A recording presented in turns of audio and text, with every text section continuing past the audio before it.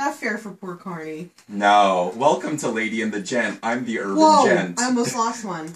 And I'm you. Lady Hope. These are lovely strawberries made by Monsanto. Yeah, if you want to... I know it's another show if we talk about genetically modified food. If you could get a shot of this berry, I don't think they occur in nature that way. Yeah, they don't. It's almost the size of my head if I hold it like this. And notice if you're watching on the YouTubes and the Ustream, we're on different sides today. There was a theory that I was sitting too close to the supplemental lamp and therefore too pale. But the real reality is I don't go outside and I'm pale no matter where I sit. Yes. And now I think I'm more in the shadows and you can't see the sparkly sweater. So do you want to switch? Should we switch? Switch in the middle of the show? Switch in the middle of the show. It's fine. Okay. We're going to eat some of these crazy strawberries later, perhaps. Okay. That my dear boyfriend got for me, and some flowers at work, which I appreciated very much. And, Yay. yes, you know, because I happily arranged them on my desk and took a picture and obnoxiously put it on Facebook. Did you Instagram it too? I Instagrammed it to Facebook to go back to last week's show about Facebook and Facebook envy, and then using it to feel good. Yes. What are you gonna do? I had to do it. Yes. Look. Well, good. Good. We segued into that because we have epilogues to Case of the Fake People. Yes. I know. So when I met no. when I mentioned, go ahead. Remember last week when I mentioned that dude who liked that picture, and I was like, a picture ew. of a boy that wasn't as cute as you. Yes. And you called. Did you call me or text me? I called. Yeah. Did you? I called you. Because you're like, and I was like, ew. That's what you said. Because the Yeah. guy liked someone who was not as cute as you. Yeah. Okay, so fast forward to what? This Last weekend? night. Last night, even that soon. Oh my gosh, I haven't slept. Last night, You're still very fresh face. Go ahead. Last night, one of my best friends told me that that dude was sort of interested in me, the picture liking dude. And since I knew what he was liking on Facebook, I actually asked him what his type was. Not the guy, but my friend. Okay. And he goes, short, fat, white guys. And in the middle of gym bar, all you hear me is yell out, does that mean he thinks I'm fat? So then Alex called me this morning and told me that story. Yes. While you were at Smashburger. Yes. Or this afternoon. Yes. Feeling fat. And I said no, because you were the opposite of those three things, you cuckoo. Yes, I'm not white. I'm not short. And you're not fat. Yes. No.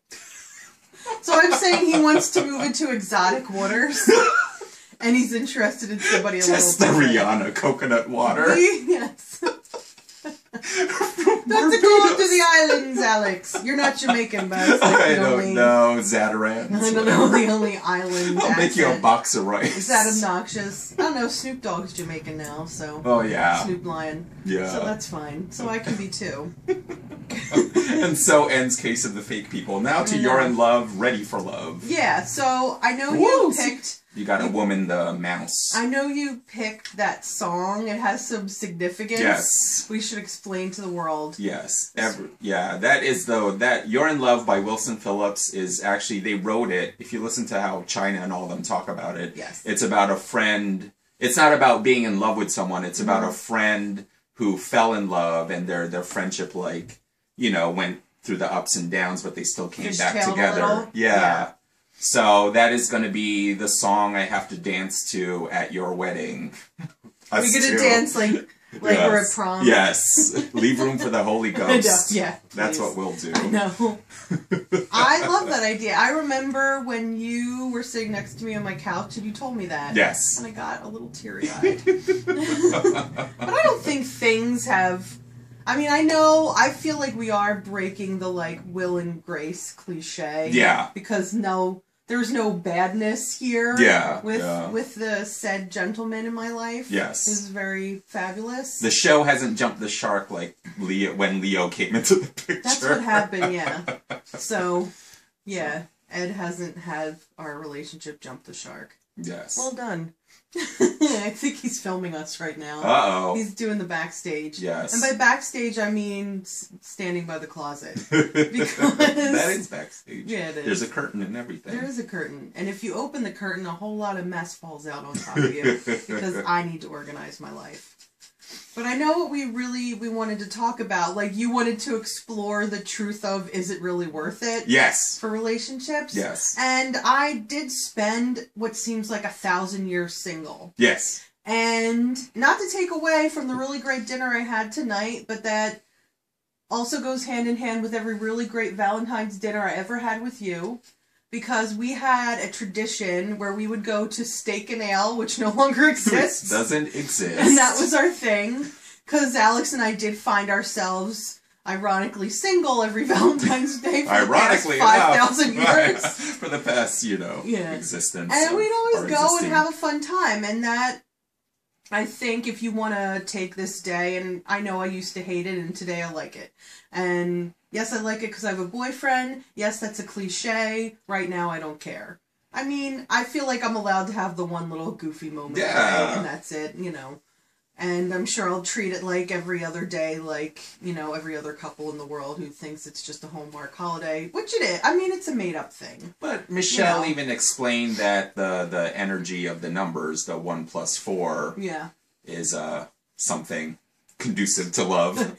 Oh, she can write us and tell us. She can type Michelle, it in the chat. can throw that up on the chat, because we've totally I don't have my phone blown with up me your, amazingly skills. enough. I'm charging my phone. I'm charging my phone too. Yeah, look, we don't have our phones. What are we doing we're without our listening smartphones? We're listening to No we hands. listened to our own advice on Case of the Fake People last week, and we're not trying to. We're taking a half hour away off the grid. I do have a friend, and I don't think she was listening to the show because I was talking to her at work to go back to that real quick, and then we'll go to Michelle just put up what we were talking about. Okay. She's, I think, 1 week strong of totally deleting her Facebook account. And she was very Facebook. That? My friend Nicole, she's a friend from work, and she's very Facebook heavy, and she always had a lot of awesome pictures of her doing stuff and having fun and all the vacations she took. But her brother was like, you can't exist without it, and she's like, I'll show you. So she got rid of everything. So it's like when So Buffy, she said she's doing very well. Buffy did Hush.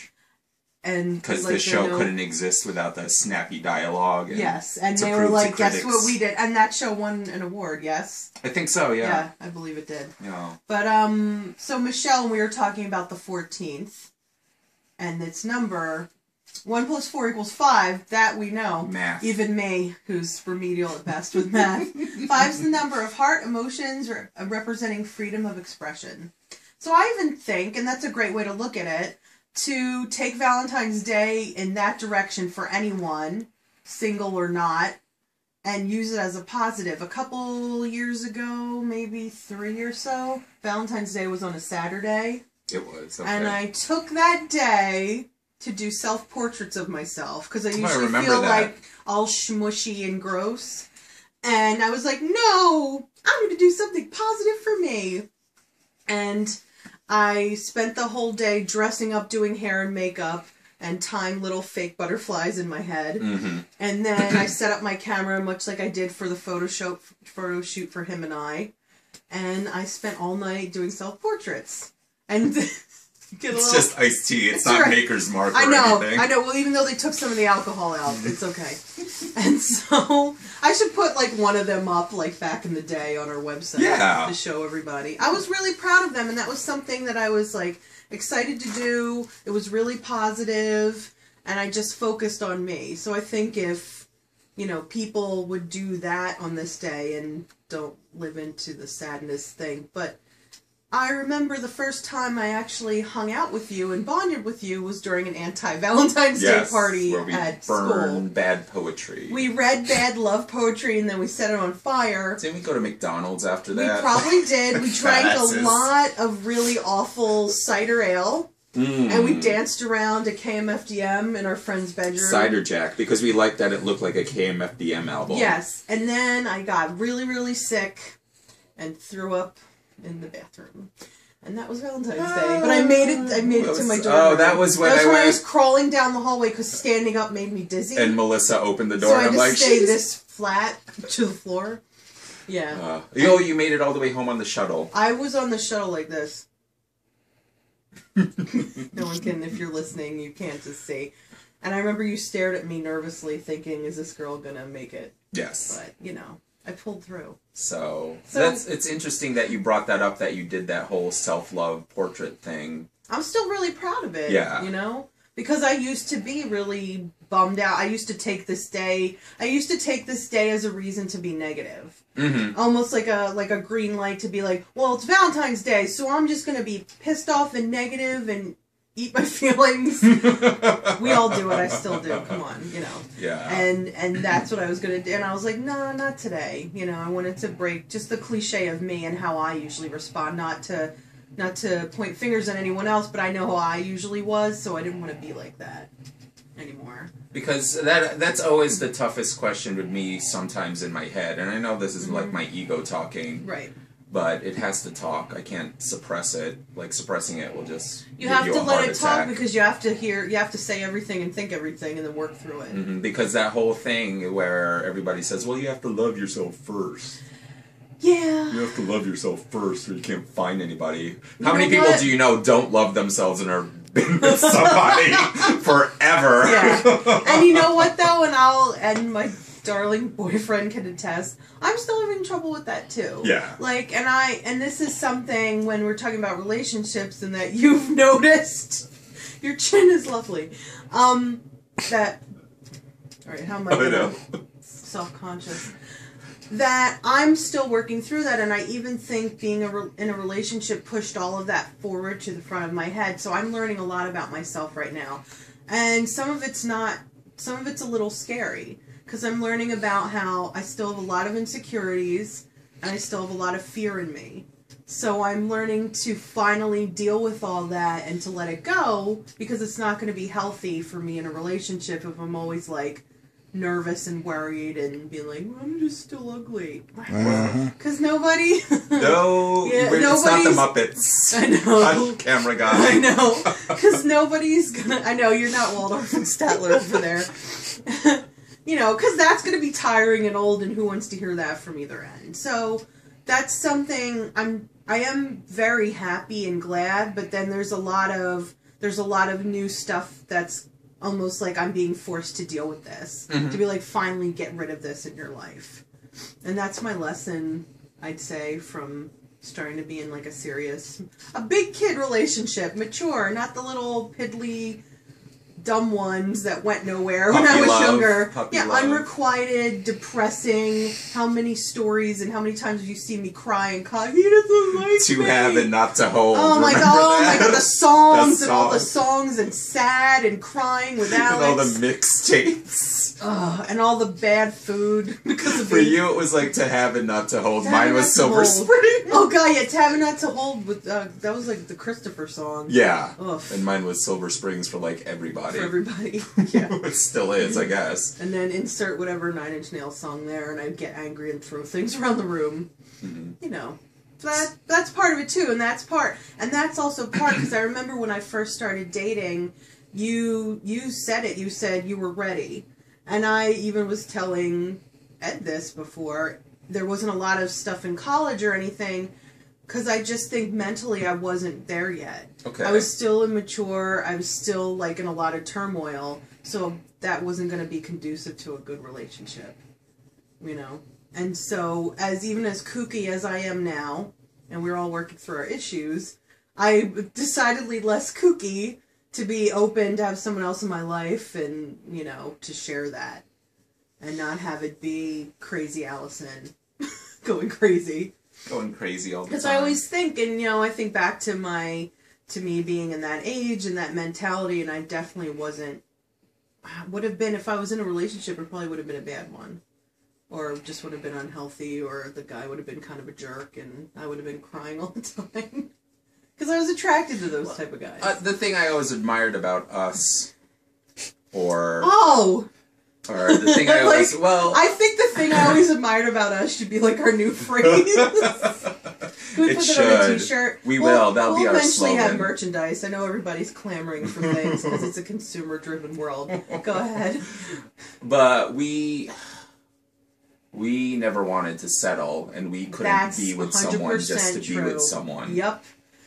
We were always happy. Be like, I'm cool, I'll still be single. Yeah. Because I saw friends settling, and it made me mad. Yeah. And I wasn't, you know, even in their relationship. Yeah.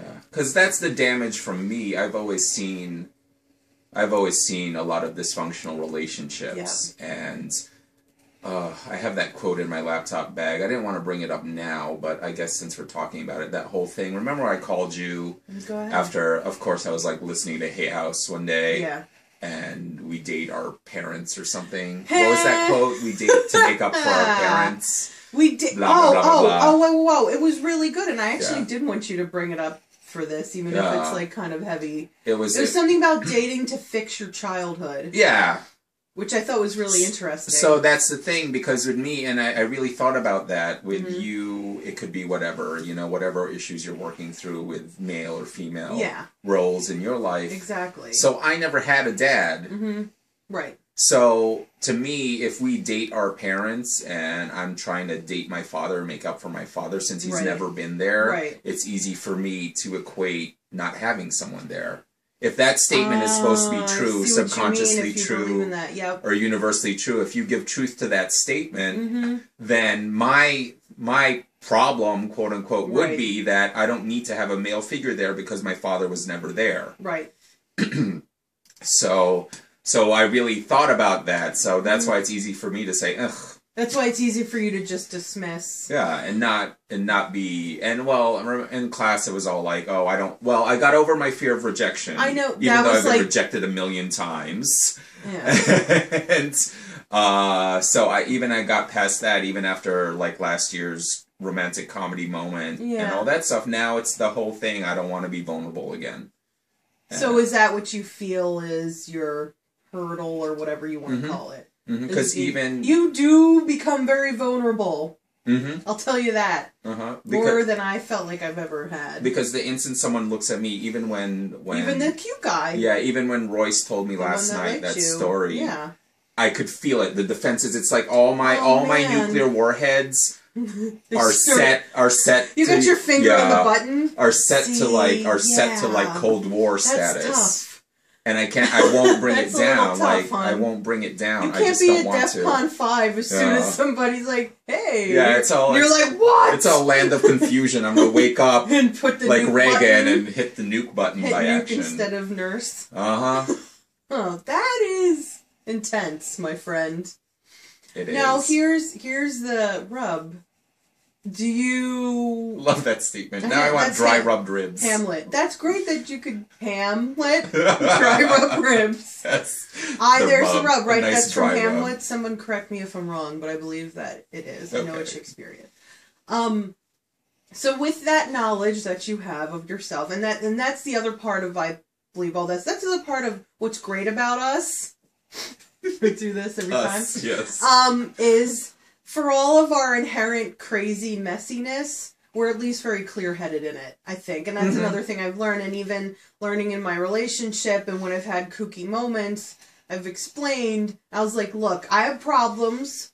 Here they are. I'm working through them. Instead of just like, I'm crazy and blah. Crazy. This is what you have to do. So at least you know that's one of your things. And are you taking steps to work through it, or are you only at the process where you're like, knowing's half the battle, so now you have the knowledge? Because it takes the time it needs to take, and you'll get there when you're ready, so it's not like you have to force it or anything. But at least you know that you're armed and dangerous, and, you know... Hold on tight. You know he's a little bit dangerous. Should we tell that guy that you're ready to blow him up? Yeah, exactly. He should duck and cover, because that works. I won't let him in. That's a safe way to... So now that's an interesting thing. So now that... Okay, so you liked him, and then you were a little annoyed with the Facebook thing. You're like, he likes that guy, what the heck? And now you found out he likes you. Do you like him less? Is this putting you on the spot? No. Is that part of it, you think? Like, when it becomes a reality, is it like not as fun anymore? No, I don't think I like him less, because the same thing I felt for rom-com guy is kind of... it all comes down to remember in class Yes. when I was missing Tim Yes. a lot, Yes. and they told us I remember that whole period of time. and they told us that Do you want to explain who Tim is real quick? maybe not. An almost a thing. A special guy. Well, you know the story better than I do. Apparently, I never knew this. That Tim liked you. Yeah. Tim told me that he really liked Alex in the the co-ed bathroom of a gay bar in the city. And I was XL, like, the old XL. Were you drunk? Probably. And I was like, oh my gosh, you gotta tell him. And I don't even know why he did it. And he told me that night we're all there together. Because previously, and I was on excited Knots for Landing, you, and then it didn't happen. Because previously, it surprised me, and this is part of the damage. Yeah. So damaged. Oh gosh, we're better than Glee. Anyway, Yeah, we are. Please, everyone should be watching us. Part of the damage was that when we tried to date before, When you and Tim he had brushed tried. me off and said See. he wasn't interested. So when you told me that, I was surprised because he never would have admitted that. He never admitted anything about that to me. So that's like 10-something years ago, or 13, It was, 20. yeah, wow. 20-something Was years that how long ago it was? I don't know, math, 10? I don't know, a lot. Something. 2003, Yeah. 2000, the towers just was- fell, so 2001. Yeah, yep. So part of when I was missing him a few years ago, they told us in class that you can't miss someone without them sort of thinking about you too. I remember that, yeah. That always, Which- like, struck me. Which fracked me up in the head Yeah. even more, because they also said you can't have a feeling about someone without some part of them reciprocating it. Another thing that cracked me up about class. That I'm like, wow. And so I was just like, oh, but that doesn't seem to be the truth. I mean, because then you learn more about free will and all that crap. But, yeah, true. But that doesn't... I always was like, okay, let me test that theory. So it was and like that a thing that echoed in your head a little. And that never seemed to be the truth of what happened in the physical. So that's when I really started to doubt that theory. Right. And then it would be like everything works itself out in the subconscious if you dream someone, blah, blah, blah, blah. Yeah, that's great and all. Right. But that doesn't work for what I want right now. Yeah, and that's here very in my frustrating. face. Yeah. And, so when it was, and Dan can attest to this, when it was like with Rom-Com Guy this past fall, you know, I had that feeling, like that gut feeling about it, and always trust your gut. So I was like, okay, this could be something mutual. When it turned out that it wasn't, bam. That's when it went to DEFCON 3. That's when you were like, I'm gonna blow up the outside world. when I see this dude now, it goes to DEFCON 5 because I'm getting that same gut feeling. Yeah. And to have someone tell me that it's right is not sitting well with me, which is ironic. Isn't that awful? Damaged goods. You know, but no, we're not Stamp it on my head. Just fragile. Just for fragile, Gile. not damaged. And if it's damaged, we can fix anything because, you know, you know how much. Here, can I be like a beacon of hope?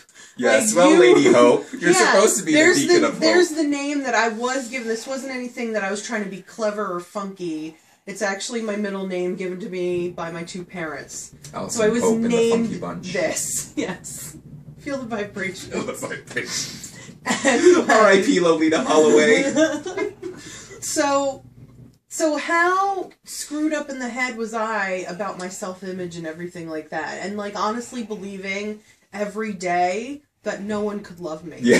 Like, I was a mess. We were a Lifetime movie and for a while. I told my boyfriend this, and he's like, nobody's ever gonna love you. Yeah, that, unfortunately, or whatever, maybe it's a bad thing, but that was no one's ever gonna love you was the wacky catchphrase that we would toss back and forth between you and I. Perhaps it's unhealthy, but it's what we used to do. It's what we felt. think, you know, because we used to laugh at our pain together. And I honestly thought there's no way anyone ever would.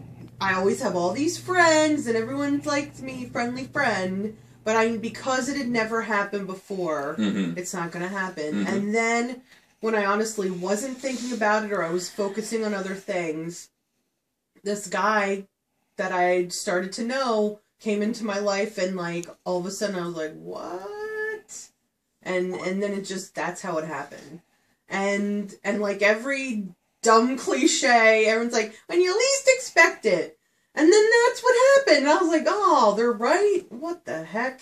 I know. Yeah, because you know, when it was, and that's what it was. It wasn't me, and this did work for some other people, was like trolling the internet and finding things. The internet thing didn't work for me so much, so I was getting bummed out about that. And then people setting me up with friends didn't work, but in a weird way it did, because that's how I met my boyfriend. He was a friend of a friend that I got set up with, that was really horrible date. And then I just became friends with him because he was cool, and then go fig.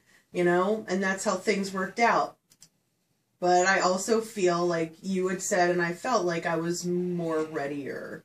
More readier? More readier. I was more readier for it. So what, you know. Yeah, I know, and I understand. It's just a show of me. It's a show of you being like, bah, bollocks. Bah humbug. Yeah.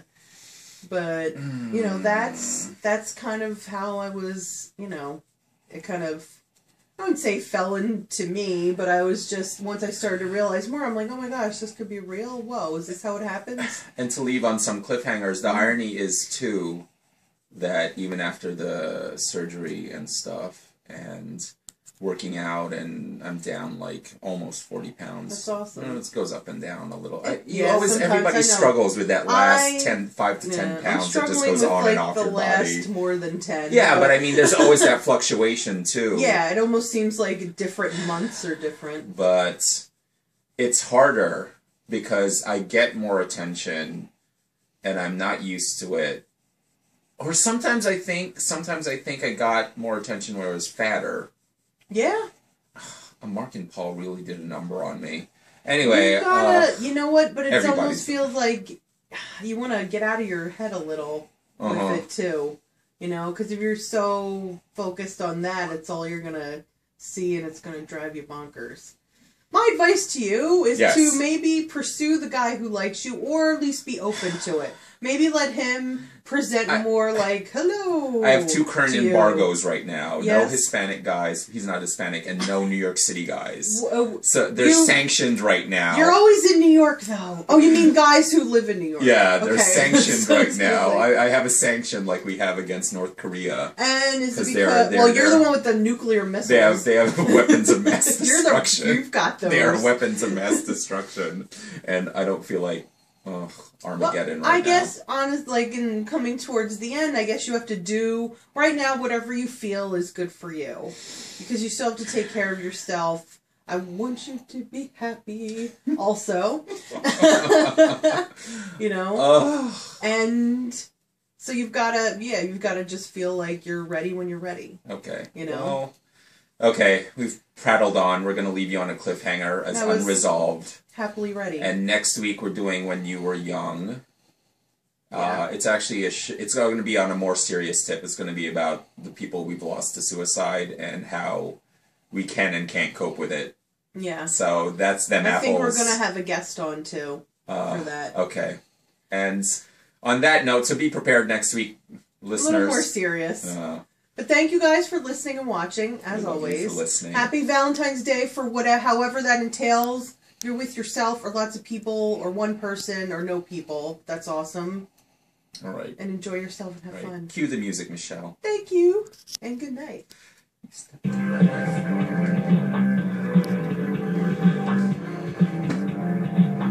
like way too big to eat on here.